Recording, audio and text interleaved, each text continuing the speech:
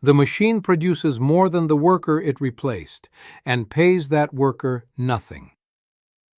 Capitalism runs on a loop. Wages become spending, spending becomes wages. Every technology in history has threatened that loop. A loom is efficient until there are no weavers left to buy cloth. A factory is productive until the factory towns fall silent. A central bank is credible until it runs out of buyers to save. Each time, collapse was stopped, not by the market correcting, but by someone stepping in to buy. 5 crises, 5 different moments when the loop snapped, and 5 different names stepped in to hold it. I will show you each one. The pattern has a name, buyer of last resort. I will show you 5 cases, from Manchester in 1842 to the Federal Reserve in 2008. History has the answers. I'll show you where to look. Welcome to Financial Historian, where money, power, and history meet. 40 years of wages falling. The spending side, held up by debt.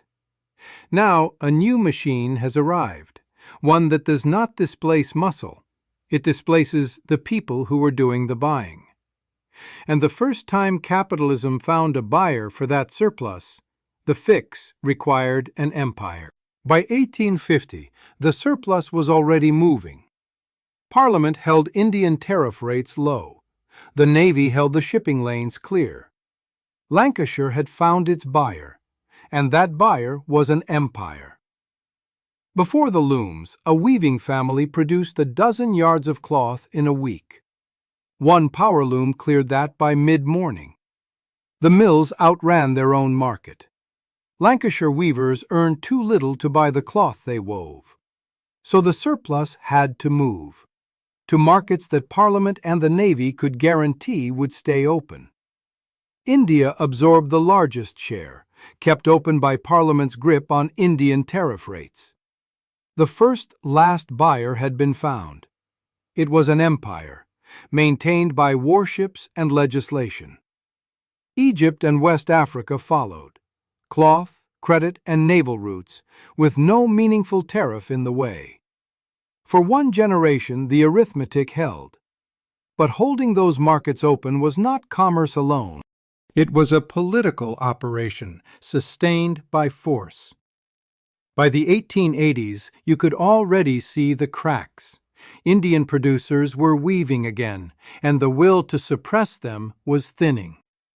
But the grip was already loosening, and when it gave, the surplus had nowhere left to absorb it. Capitalism would need to manufacture a buyer from scratch, with public money it did not yet have. New York, October 1929. In 3 weeks, the stock market erased a decade of paper wealth. In 4 years, prices fell, banks closed, and 1 worker in 4 had no income. Each price cut made every outstanding debt heavier. The spiral had no floor. The colonial fix had expired. India, Africa, contracting or closed. The problem was now domestic and structural. 1935. Congress decided to manufacture demand directly with public money. Works Progress Administration hired 8 million. Schools, roads, not for the buildings, for the paychecks. The second last buyer had been found. It was the government itself, spending tax revenue that did not yet exist. For a time, it worked. Unemployment fell. Factories began to order again. Every dollar was borrowed. The debt grew. What depression had broken, private demand, was not rebuilt, only replaced. A government can manufacture demand in a crisis, but not forever, and not for the whole world at once. 8 million was the ceiling, and it was already straining. 20 nations were about to come out of the same war needing the same paychecks. There was no version of this that one treasury could carry. New Hampshire, July 1944. 44 nations sent ministers to solve one problem. The problem: after the war, 20 nations would have factories and workers and no buyer. One government in deficit cannot carry global demand. The New Deal proved it. War papered over it.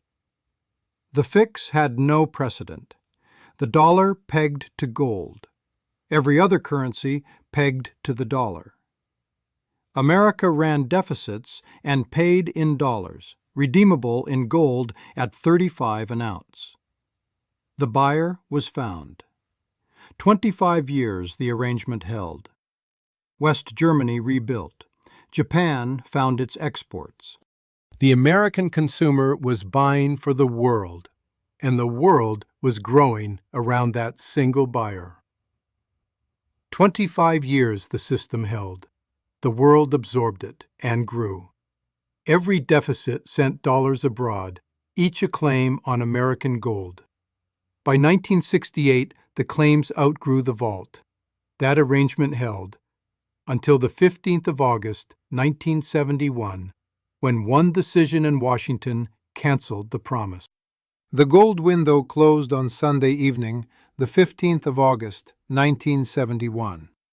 The foreign exchange markets were already shut. Nixon's advisors had timed it that way. By Monday morning, the world's reserve currency was no longer convertible to gold. Nixon called it a temporary adjustment. The gold window would close only until stability returned. Stability never came. The gold window never reopened. With no gold peg, the limit on dollars in circulation had been removed. Every dollar in the world was now a promise, and the promise had nothing behind it. Wage growth stalled through the 1970s. Spending did not.